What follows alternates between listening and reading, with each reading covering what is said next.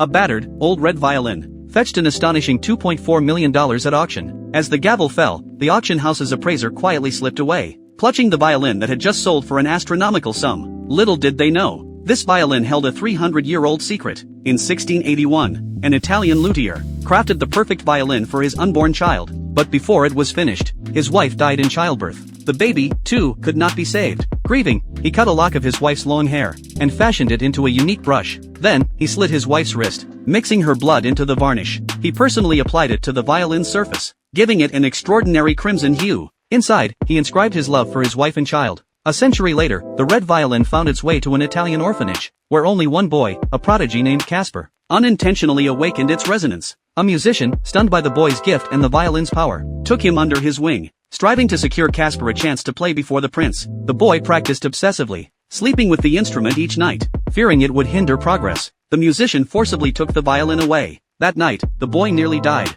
The musician promptly returned it, but on the day of the audition, as Caspar stood before the prince, ready to play, his heart suddenly stopped. He collapsed, lifeless. The red violin was buried with him. But soon, grave robbers looted the cemetery, and the red violin was taken. In 1793, the red violin found its way to Frederick Mora, a virtuoso violinist. It reignited his passion for music, but also drove a wedge between him and his love, Victoria. As Victoria left for Russia to write, Frederick was consumed by loneliness, ultimately succumbing to opium addiction. When Victoria returned, she discovered his betrayal with another woman. Enraged, she fired a gun at the red violin. Frederick, devastated by the damaged instrument, left everything to his lover, and took his own life. His Chinese servant brought the scarred violin back to Shanghai, selling it to an antique shop. Soon, the repaired violin was sent to the renowned Duval auction house. Charles Moritz, the house's appraiser, developed an intense fascination with the instrument. He discovered the red varnish contained human blood. Scientific analysis confirmed the tragic legend of Busatti's love. Charles was captivated by the violin's history, learning of the misfortune that befell each owner.